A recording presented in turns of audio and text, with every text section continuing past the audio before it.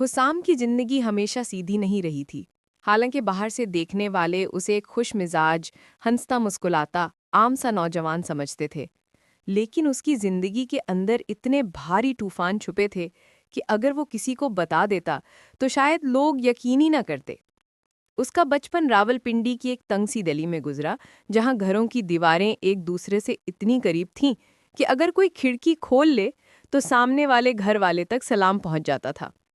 حسام کے والد ایک سرکاری دفتر میں معمولی سی نوکری کرتے تھے اور ہر مہینے کی آخری تاریخ ان کے گھر میں ایسے محسوس ہوتی تھی جیسے کوئی بڑا امتحان آنے والا ہو، کیونکہ بجلی، پانی اور گھر کے خرچ پورے کرنا ہمیشہ ایک چیلنج تھا۔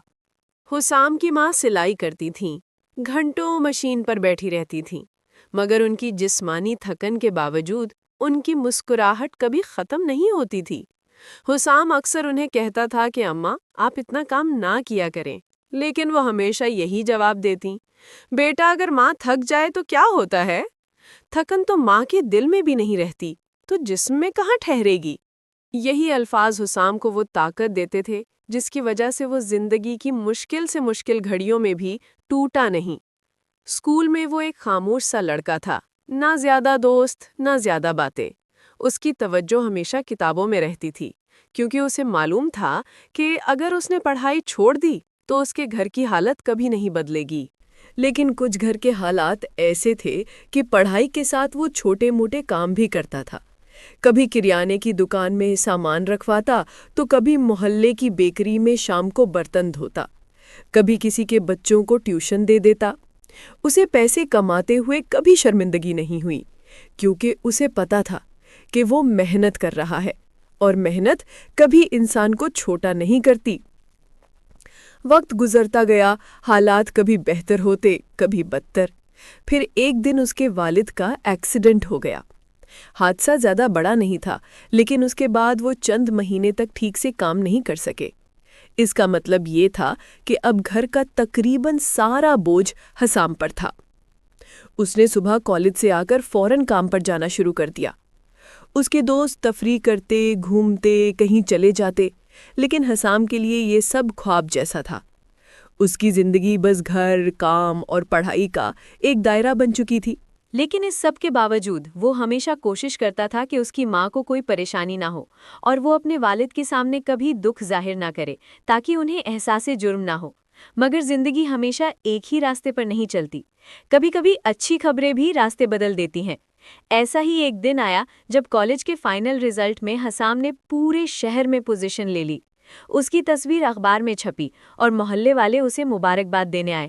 اس دن پہلی بار حسام کو لگا کہ شاید زندگی اس کی محنت دیکھ رہی ہے۔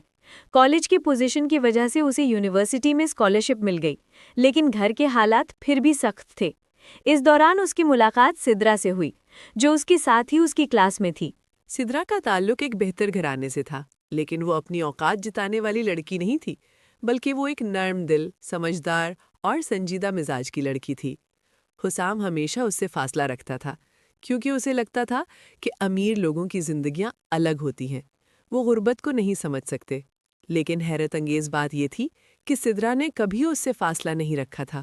وہ ہمیشہ کلاس میں اس کے ساتھ گروپ ورک کرتی، نوٹس شیئر کرتی، حتیٰ کہ جب کبھی وہ تھکا ہوا لگتا وہ اسے احساس دلائے بغیر اس کا کام آدھا کر دیتی۔ آہستہ آہستہ حسام کو اس سے انسیت ہونے لگی، لیکن وہ اس احساس کو اندر ہی رکھتا تھا، کیونکہ اسے لگتا تھا کہ غربت محبت میں سب سے بڑی دیوار ہے۔ لیکن زندگی پھر ایک موڑ لے آئی جب یونیورسٹی کے آخری سال میں سدرا نے اسے بتایا کہ وہ اس کی شخصیت سے متاثر ہے۔ حسام نے صاف انکار کر دیا۔ اس نے کہا کہ اس کی زندگی بہت مشکلات سے بھری ہے اور وہ کبھی نہیں چاہتا کہ کسی کو اپنی وجہ سے پریشانی ہو۔ سدرا نے جواب دیا، کسی کے مشکل وقت میں ساتھ دینا محبت نہیں تو اور کیا ہے؟ لیکن حسام نے اپنا فیصلہ نہیں بدلا۔ وقت گزرتا گیا اور آخرکار یونیورسٹی مکمل ہو گئی۔ حسام کو ایک کمپنی میں جونیئر اکاؤنٹنٹ کی نوکری ملی۔ تنخواہ زیادہ نہیں تھی، لیکن گھر کے لیے امید ضرور تھی۔ وہ مسلسل محنت کرتا رہا اور اپنی ذمہ داریوں سے کبھی پیچھے نہیں ہٹا۔ پھر ایک دن اس کا والد بالآخر ٹھیک ہونے لگا۔ گھر کے حالات کچھ بہتر ہوئے۔ حسام نے اپنے بھائی کو بھی ایک اچھے کالج میں داخلہ دلوایا۔ اس کی زندگی آہستہ آہستہ ٹریک پر آ رہی تھی، لیکن ایک چیز اسے اندر سے کھائے جا رہی تھی، سدرا۔